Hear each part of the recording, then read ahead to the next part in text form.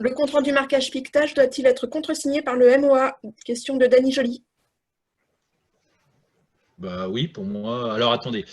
Donc, sauf si on a. Non, enfin, Monsieur Chahine va me compléter. J'ai tendance à dire que si le maître d'ouvrage, il est le seul en relation avec l'exécutant de travaux, oui. Par contre, s'il a mis en place un procédé de délégation avec son maître d'œuvre, pour moi, la signature maîtrise d'œuvre exécutant de travaux est suffisante et il n'a pas besoin de le signer. Moi, ce serait mon avis, mais je laisse M. Chahine.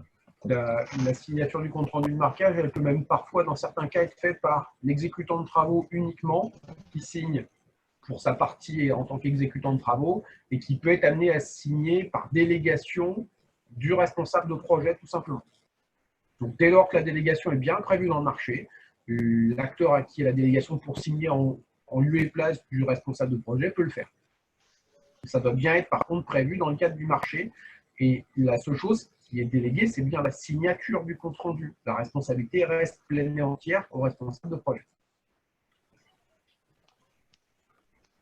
Alors, par contre, effectivement, l'Adréal réclame le CR de marquage piquetage au MOA. Moi, ça ne me choque pas. Ce n'est pas contradictoire avec ce qu'on vient de dire. C'est que le maître d'œuvre, il doit avoir une pièce écrite vers lui et qui, comme un récollement, je dirais, d'un dossier, le maître d'ouvrage, il a le droit de demander des comptes à son maître d'œuvre puisqu'il lui demande une prestation. Et moi, je comprends la réaction de l'Adréal, c'est d'aller voir le responsable de projet. Lui, c'est son seul interlocuteur par rapport au marquage piquetage. On ne parle pas. Après, c'est la cuisine interne entre le responsable de projet et son maître d'œuvre.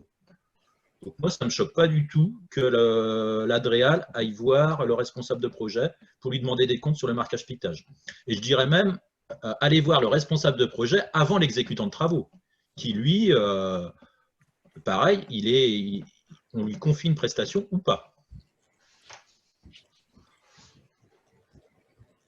Vous êtes d'accord, monsieur Chahine? Tout à fait. L'Adréal s'intéresse, dans tous les cas, aux dispositifs qui sont prévus par la réglementation et notamment sur le fait qu'il y a bien un contrôle du marquage qui a été établi par le responsable de projet qui a pu déléguer son exécution et ou sa signature à l'acteur de son choix et que l'exécutant de travaux dispose bien du contrôle du marquage également et on s'assure, nous, de la cohérence des deux.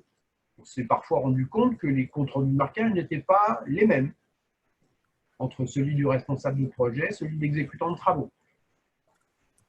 Là aussi, ça pose des difficultés sur le fait qu'on ait bien les mêmes documents pour un même chantier.